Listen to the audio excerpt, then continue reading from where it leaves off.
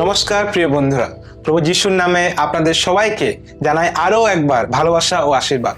আমি মলয় দাস, জিজাস লাভ বাংলা চ্যানেলের পক্ষ থেকে আপনাদের সবাইকে আন্তরিক স্বাগতম জানাই।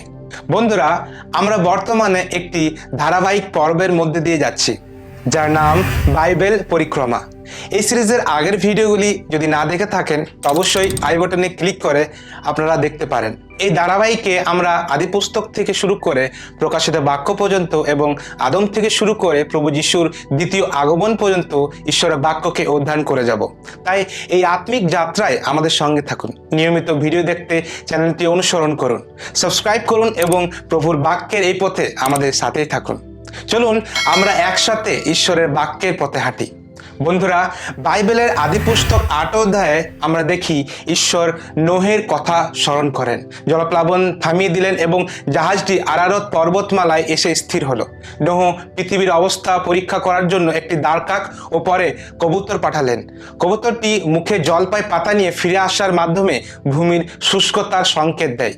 প্রায় 1 বছর পর ঈশ্বরের নির্দেশ নোহ সপরিবারে নৌকা থেকে নেমে একটি বেদি নির্মাণ করে কৃতজ্ঞতাভাবে উপাসনা করলেন। ঈশ্বর তার ভক্তিতে সন্তুষ্ট হয়ে প্রতিজ্ঞা করলেন যে তিনি আর কখনো জলপ্লাবন দিয়ে পৃথিবী ধ্বংস করবেন না এবং যতদিন পৃথিবী থাকবে ততদিন ঋতুচক্র, চাষবাদ ও দিনরাত্রি নিয়ম অবিরাম চলবে। আসুন নোহের নৌকায় এই ঐতিহাসিক এবং আধ্যাত্মিক ঘটনাটি আরও গভীরভাবে বোঝার চেষ্টা করি। নোহের নৌকা থেকে নির্গমন, এক নতুন আশার সূচনা। জলপ্লাবন সেই ভয়াবহ দিনগুলোর পর ঈশ্বর নোহ এবং নৌকায় আশ্রিত প্রতিটি প্রাণের কথা স্মরণ করলেন। এই স্মরণ করা কেবল মনে রাখা নয়, বরং তাদের রক্ষার ঈশ্বরের সক্রিয় হস্তক্ষেপের প্রতিশ্রুতি। তিনি প্রবল বাতাস প্রভাবিত করলেন এবং মহাকাশের জলীয় বাষ্পের স্তর এবং মাটির নিচের প্রস্রবগুলো বন্ধ করে দিলেন, যার ফলে পৃথিবীর উপরিভাগ শুকাতে শুরু করলো। দীর্ঘ অপেক্ষার পর নোহের জাহাজটি আরারত পর্বতমালায় এসে স্থির হলো। প্রত্নতাত্ত্বিক ও ঐতিহাসিক দৃষ্টিকোণ থেকে এই অঞ্চলটি বর্তমান আর্মেনিয়ার কাস্পিয়ান ও কৃষ্ণ সাগরের মধ্যবর্তী এলাকা। প্রাচীন আসিরিয়া ভাষায় যা উরাটু বলে ধারণা করা হয় তা বলে মনে করেন। জাহাজটি পাহাড়ে লাগার পর নোহ প্রাকৃতিক পরিবর্তনগুলো পর্যবেক্ষণ করতে শুরু করেন। ভূমির অবস্থান যাচাই করার জন্য নোহ প্রথমে একটি দাঁড়কাক এবং পরে 3 বার কবুতর ছেড়েছিলেন। দাঁড়কাকটি আর ফিরে আসেনি, কারণ পচনশীল বস্তুর ওপর এটি বেঁচে থাকতে জানত। দ্বিতীয়বার কবুতরটি মুখে একটি জলপাই পাতা নিয়ে ফিরে এসেছিল।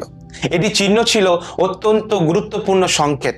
জলপাই গাছ সাধারণত নিচু উপত্যকায় জন্মায়, যার অর্থ পাহাড় ছাড়িয়ে সমতলের জলও শুকিয়ে গেছে।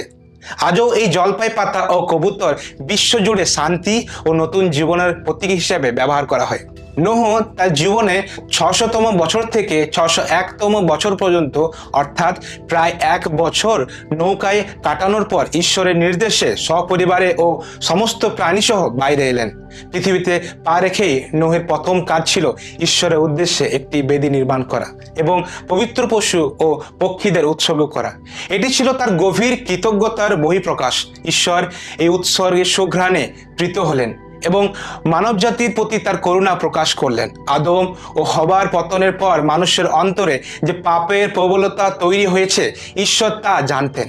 তবুও নোহের ভক্তির সন্তুষ্টিতে তিনি প্রতিজ্ঞা করলেন যে তিনি আর কখনো জলপ্লাবন দিয়ে সমস্ত জীবন জগৎকে ধ্বংস করবেন না।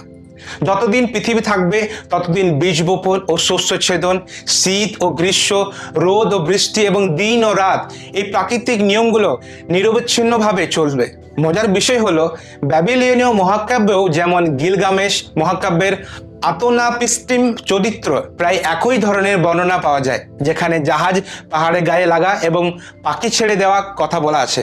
তবে বাইবেলের এই বিবরণটি কেবল একটি টিকে থাকার মতো গল্প নয়, বরং এটি ঈশ্বরের ক্ষমা, ধৈর্য এবং সৃষ্টির প্রতি তার অসীম ভালোবাসার এক জীবন্ত দলিল। নোহ প্রায় 1 বছর নৌকায় ভেতরে ছিলেন।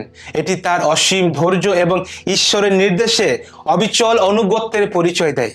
তিনি নিজের ইচ্ছাই নয়, বরং ঈশ্বরের নির্দেশেই অপেক্ষা করছিলেন।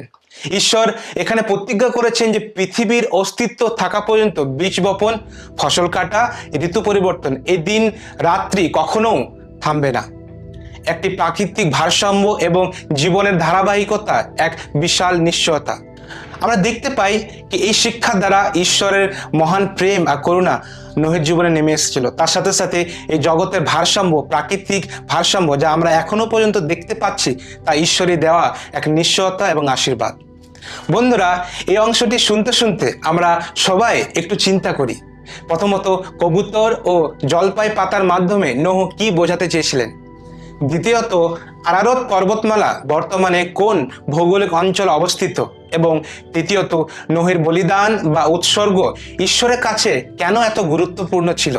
এই সমস্ত প্রশ্নের উত্তর জানতে কিংবা আদিপুস্তক 8 অধ্যায়ে আরও গভীরভাবে বুঝতে নিচে দেওয়া ডেসক্রিপশনে থাকা গুগল ফর্মের মাধ্যমে আপনারা আপনাদের প্রশ্ন এবং প্রার্থনার বিষয় আমাদের লিখে পাঠান।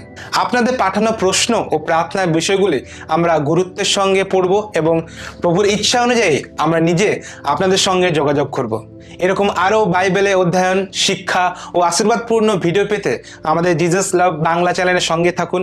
ভিডিওটি ভালো লাগলে অবশ্যই লাইক করুন, আর নতুন হলে সাবস্ক্রাইব করে নিন এবং পাশে থাকা বেল আইকনটি ক্লিক করে যাতে বাইবেল পরিক্রমা সিরিজের পরবর্তী সব ভিডিও আপনারা প্রথমে পেতে পারেন। এই যাত্রায় আমাদের সঙ্গে থাকুন। ঈশ্বর আপনাদের সহবর্তী হন। জয় যিশু।